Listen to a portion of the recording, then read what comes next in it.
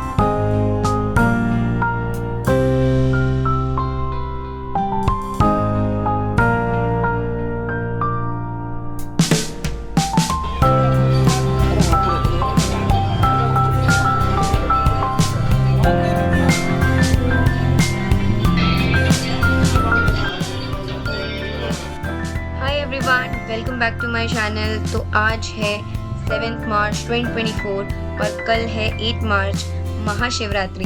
तो हम आ गए हैं महादेव के दर्शन करने उनके 12 ज्योतिर्लिंगों में से एक ज्योतिर्लिंग जो कि नासिक का सबसे प्राचीन और अद्भुत मंदिर है। यहाँ की बहुत सारी मान्यताएं हैं जिनके बारे में हम आगे वीडियो में बात करेंगे। मगर यहाँ आने के लिए आप बाय रोड भी आ सकते हो या बाय ट्रेन आ सकते हो या बाय बस आ सकते हो। और यहाँ का नियरेस्ट रेलवे स्टेशन है नासिक। पब्लिक ट्रांसपोर्ट से यहाँ पर इजीली 1 आवर लगता है अगर आप बाय बस आ रहे हो। हम क्योंकि बाय रोड आए हैं फ्रॉम मुंबई टू नासिक तो हमें 5 आवर्स लगे हैं। ये 182 किलोमीटर का था हमारा सफर। और अगर आप अपने प्राइवेट व्हीकल से आ रहे हो ना तो भी आपको पार्किंग के लिए काफी अच्छा स्पेस मिल जाएगा और जो टेम्पल से 1 किलोमीटर की ही दूरी पर है। सबसे नियरेस्ट पार्किंग है माउली पार्किंग जिसमें हमने अभी पार्क किया है। और अभी हम जा रहे हैं टेम्पल की तरफ। महादेव के इन 12 ज्योतिर्लिंगों में से एक त्र्यंबकेश्वर ज्योतिर्लिंग जो कि गोदावरी के तट पर बना है और यहाँ पर माँ गंगा का स्थान है। तो ये मंदिर कैसे बना इस पर भी हम बात करेंगे और बात करेंगे इस मंदिर में होने वाली विशेष पूजाओं के बारे में, जिनमें से सबसे प्रमुख पूजा है नागबलि पूजा जो 3 दिन तक चलती है। और कहा जाता है कि ये पूजा की जाती है अननेचुरल तरीके से हुई डेथ या फिर किसी सर्प हत्या का दोष, इनसे मुक्ति पाने के लिए ये पूजा की जाती है जो 3 दिन तक चलती है। और ये 2 भागों में चलती है, नारायण पूजा और नागबलि पूजा। तो बातें करते करते हम पहुंच गए हैं गेट की तरफ और आप देख सकते हो यहाँ से एंट्रेंस है त्र्यंबकेश्वर ज्योतिर्लिंग का।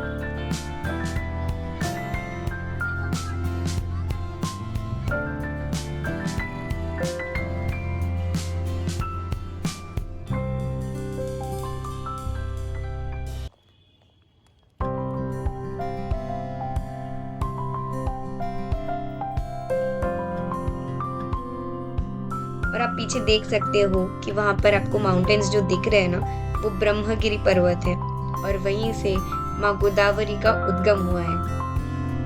और सदियों पहले ये ब्रह्मगिरी पर्वत के बीच एक आश्रम हुआ करता था जहाँ बहुत से ऋषि मुनि वास किया करते थे। और एक बार यहाँ पर भयंकर अकाल पड़ा।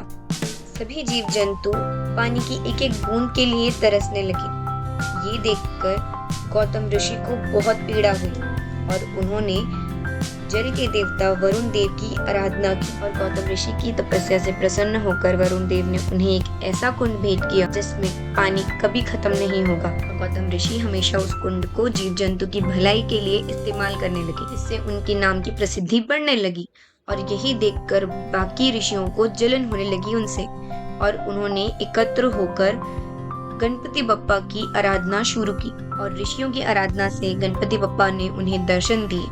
गणपति बप्पा सब कुछ जानते थे, इसीलिए उन्होंने ऋषियों को समझाने की कोशिश की कि ये गलत है और ऋषि गौतम अपना काम कर रहे हैं। पर ऋषियों के जोर देने पर गणपति बप्पा ने उनका आग्रह स्वीकार किया और उन्होंने एक गाय का रूप लिया और ऋषि गौतम के सामने आए। ऋषि गौतम ने गाय की ऐसी अवस्था देखकर उसके सामने चारा प्रदान किया और जैसे ही गाय ने चारा खाया उसकी मृत्यु हो गई। तभी सभी ऋषि बाहर आए और उन्होंने ऋषि गौतम पर गौ हत्या का पाप डाल दिया और ऋषि गौतम और उनकी पत्नी को पत्थर मार मार कर आश्रम से बाहर कर दिया। ये जानकर कि उनके हाथों एक गौ हत्या हुई है, गौतम ऋषि अत्यंत ही दुखी हुए। उन्होंने शिव जी की आराधना करनी शुरू की कि वो गौ हत्या के पाप से मुक्त हो सके और वे निरंतर शिव जी की आराधना में लीन हो गए। अतः शिव जी ने उनकी आराधना से प्रसन्न होकर उन्हें दर्शन दिए और उन्हें सारी बात बताई कि ये सब कुछ ऋषियों का षड्यंत्र था। पर सब कुछ जानने के बाद भी गौतम ऋषि को क्रोध नहीं आया। वे मुस्कुरा रहे थे और उन्होंने कहा कि अगर ये सब कुछ ना हुआ होता तो उन्हें महादेव के दर्शन नहीं मिलते। पर सिर्फ अपने लिए ही नहीं, गौतम ऋषि ने सारे संसार के जीवों के उद्धार के लिए महादेव से आग्रह किया कि वे देवी गंगा को धरती पर प्रकट करें और देवी गंगा ने महादेव की आज्ञा से धरती पर प्रकट हुई और उन्होंने ऋषि गौतम को उनके सभी पापों से मुक्ति दी। पर उन्होंने यहाँ पर रुकने से इनकार कर दिया। देवी गंगा ने कहा, जहाँ महादेव का निवास है वहीं उनका निवास है। इस बात पर गौतम ऋषि ने महादेव से प्रार्थना की कि वे भी देवी के साथ यहाँ स्थान ग्रहण करें। महादेव ने इस स्थल पर निवास करना स्वीकार किया और देवी गंगा ने भी अपना स्थान ग्रहण किया और इस तरह त्र्यंबकेश्वर मंदिर का जन्म हुआ, जहाँ महादेव का ज्योतिर्लिंग दक्षिण गंगा यानी गोदावरी के तट पर है।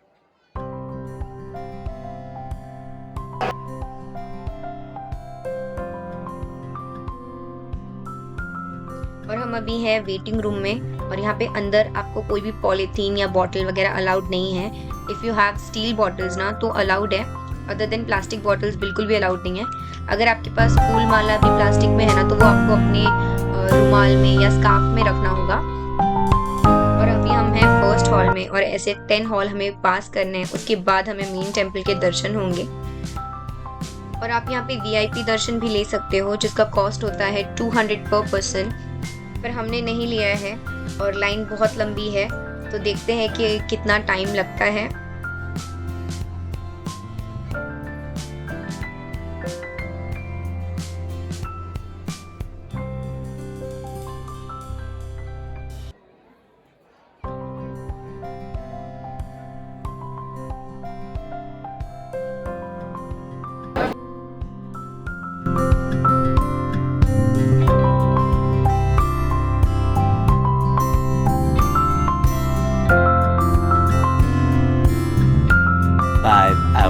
तो यहाँ तक पहुँचने के लिए 5 घंटे से ज़्यादा वेट हो चुका है हमारा।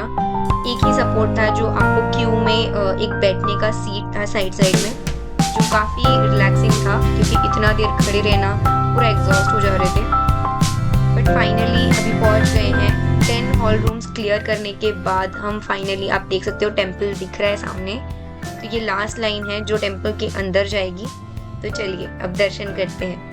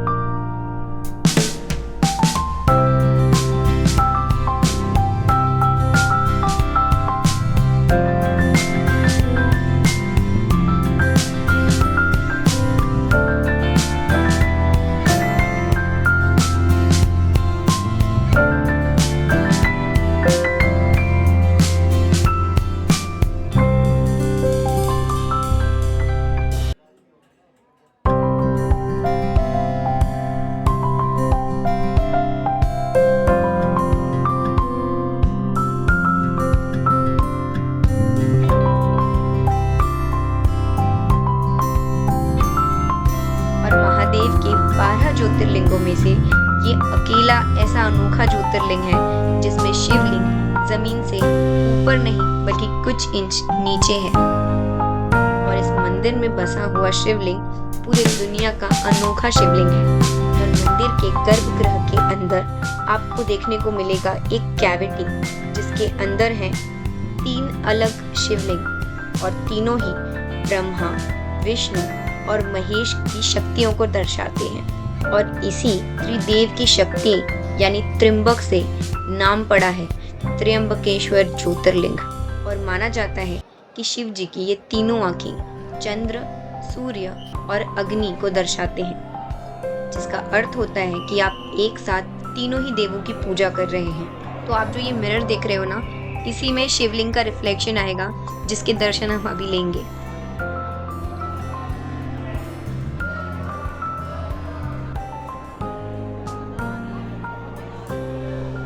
अलाउड नहीं होता है, पर क्योंकि आज इतना रश है ना तो सभी कैमरे से शूट कर रहे हैं। और आप देख सकते हो कि उस तरफ पूजा हो रही है।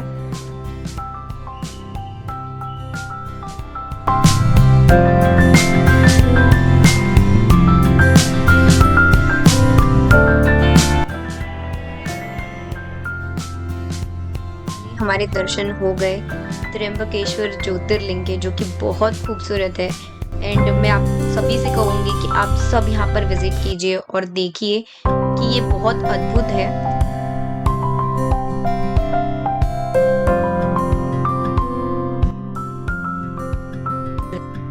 एंड आप जो ये टेम्पल देख रहे हो ना, इन 1690 बाय औरंगजेब इसे डिस्ट्रॉय कर दिया गया था और यहाँ पे बनाया गया था एक मस्जिद। बट इन 1800 बाजीराव वन की डेथ के बाद बालाजी बाजीराव भट, बाजीराव के बेटे जिन्हें पेशवा बनाया गया, उन्होंने इस जगह पर पुनः मंदिर की स्थापना की।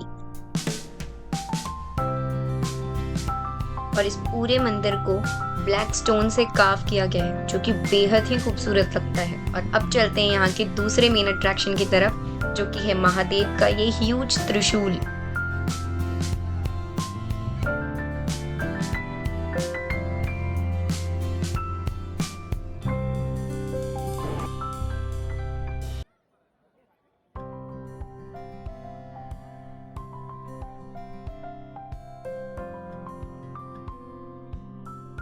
और त्र्यंबकेश्वर मंदिर के साथ साथ आप यहाँ पर माँ शारदा देवी के मंदिर के दर्शन भी जरूर करना।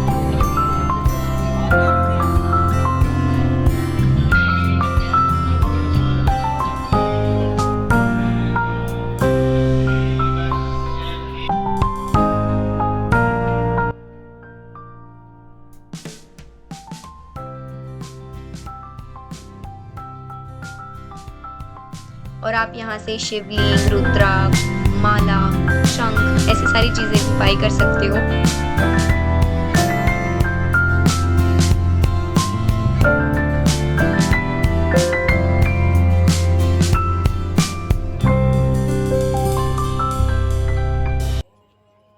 और यहाँ पे आपको शिवाजी की प्रतिमा भी देखने को मिलेगी।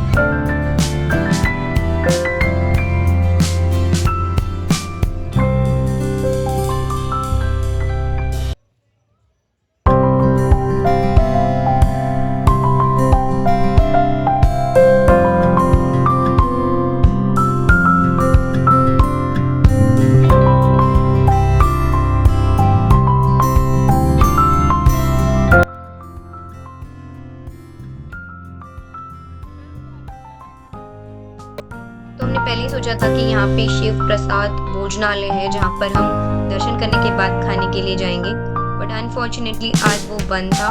तो अब देखते हैं, बाहर ही कुछ खाने को मिलेगा। और हम आ गए हैं टेम्पल के बाहर और अभी चलते हैं एग्जिट की तरफ। तो आई होप आपको आज का वीडियो अच्छा लगा होगा, इन्फॉर्मेटिव लगा होगा। एंड अगर आपको आज का वीडियो अच्छा लगा है ना, तो प्लीज़ वीडियो को लाइक कीजिए। एंड अगर चैनल को अभी तक सब्सक्राइब नहीं किया है ना, तो चैनल को सब्सक्राइब कीजिए। एंड वीडियो को एंड तक देखने के लिए थैंक्स फॉर वॉचिंग।